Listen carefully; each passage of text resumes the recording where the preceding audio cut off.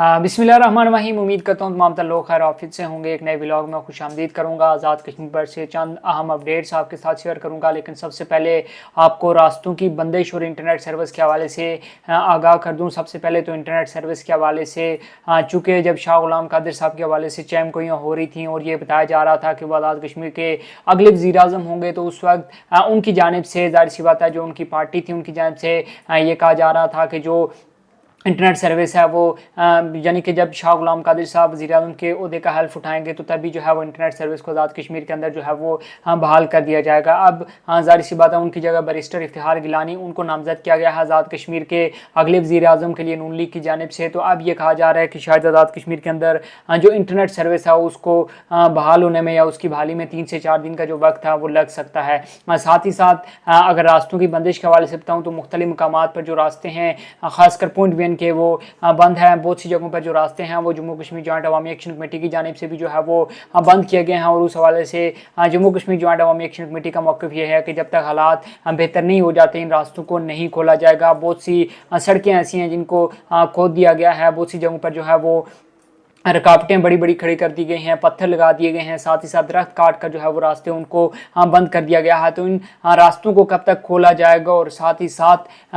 तमाम तर जो मुसाफिर हैं जो कि इधर उधर या फिर सयाह हजरात हैं जो कि सफ़र करना चाहते हैं तो उनके लिए सबसे अहम और सबसे ज़रूरी हदायत ये है कि सदनोती या फिर पुंछ के एरिए में अगर आप सफ़र करने का सोच रहे हैं तो फ़िलहाल उसको जो है वो आप कुछ टाइम के लिए मौखर कर दें, क्योंकि वहाँ के बेशतर रास्ते फ़िल वक्त बंद हैं। दूसरी जानिब चूँकि आज़ाद कश्मीर के अंदर सियासी पारा जो है वो काफ़ी हाई है, नून लीग के जो अंदरूनी इख्तिलाफात हैं वो खुलकर सामने आ गए हैं और आज़ाद कश्मीर के अंदर एक कशीदगी की सूरत हाल जो है वो सियासत की वजह से जो है वो हमें होती हुई नज़र आ रही है। गो के जो नून लीग की सीनियर क़यादत है उन्होंने जो नामज़द वज़ीर आज़म हैं बैरिस्टर इफ्तिखार गिलानी जो कि टेक्नोक्रेट की नशीस पर जो है वो मेंबर असम्बली मुंतखब हुए हैं। 2021 के इलेक्शन में उन्होंने इंतखाबात में हिस्सा लिया, लेकिन उनको शिकस्त का सामना करना पड़ा। 2026 के इलेक्शन में यानी कि हालिया इलेक्शन में भी उनको शिकस्त का सामना करना पड़ा, लेकिन जो मरकज़ी क़यादत है उसकी जानिब से उनको टेक्नोक्रेट की नशीस पर जो है वो मेंबर असम्बली बनाया गया और अब जो उनकी मरकज़ी क़यादत है उसकी जानिब से उनको वज़ीर आज़म आज़ाद कश्मीर नामज़द किया गया है। उसके फौरी बाद जो साबिक़ वज़ीर आज़म थे और जो नून लीग की आज़ाद कश्मीर की सीनियर क़यादत थी जिसमें सदर थे पीपल्स पार्टी के आज़ाद कश्मीर के शाह गुलाम कादिर साहब, उनकी जानिब से भी तहफ़्फ़ुज़ात का इज़हार किया गया और उनकी जानिब से एहतजाजन जो आज़ाद कश्मीर कानून साज़ असम्बली का कल होने वाला इजलास है जिसमें वज़ीर आज़म को नामज़द किया जाएगा, जिसमें वोटिंग की जाएगी, उस पर शिरकत न करने का फ़ैसला किया गया है। गो के जो साबिक़ वज़ीर आज़म है राजा फ़ारूक हैदर खान साहब उनने मुज़फ़्फ़राबाद की जानिब जो है वो जाने का इरादा किया और उनकी जानिब से मुमकिन तौर पर जो है वो कल होने वाले इजलास में जो है वो शिरकत भी कर सकते हैं। और इसमें देखना ये होगा कि क्या वो किसी जो वज़ीर आज़म के लिए 2 उम्मीदवार हैं, ज़ाहिर सी बात है एक पीपल्स पार्टी की जानिब से एक नून लीग की जानिब से है, तो क्या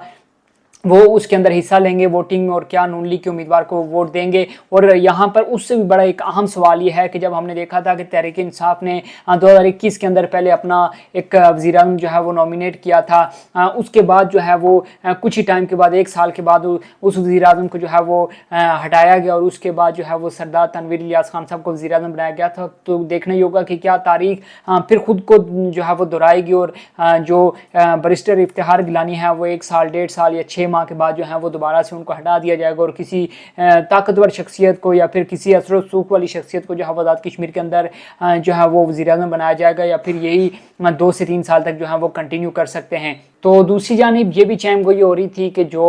बैरिस्टर इफ्तिखार गिलानी हैं उनको क्या नून लीग के जो बाकी मेंबरान असम्बली हैं क्या वो वोट देंगे या नहीं देंगे। तो इस हवाले से ये बताया जा रहा है कि जो शाह गुलाम कादिर हैं वो तो ज़ाहिर सी बात है इस वोटिंग में हिस्सा नहीं लेंगे। उसके अलावा राजा फ़ारूक हैदर खान साहब के हवाले से भी ये बताया जा रहा है कि वो भी वोटिंग में हिस्सा नहीं लेंगे। उनके अलावा तमाम तर जो मेंबरान हैं वो बैरिस्टर इफ्तिखार गिलानी को जो है वो वोट देंगे, लेकिन उसके अलावा ज़ाहिर सी बात है सवाल वहीं पर अपनी जगह पर कायम है कि क्या उनकी हुकूमत और उनकी जो ओहदा उनको दिया जा रहा है वो कब तक कायम रहेगा। क्या वो 6 माह साल तक जो है वो सर्वाइव कर पाते हैं या फिर कुछ ही टाइम के बाद जैसा कि तहरीक इंसाफ की हुकूमत में हुआ था कि सीनियर लीडरशिप को जो है वो नज़रअंदाज करके एक ऐसे शख्स को जो है वो वज़ीर आज़म बनाया गया था जिसका उस तरह से तजर्बा भी नहीं था। यानी कि मैं बात कर रहा हूँ सरदार अब्दुल क़य्यूम ख़ान नियाज़ी के हवाले से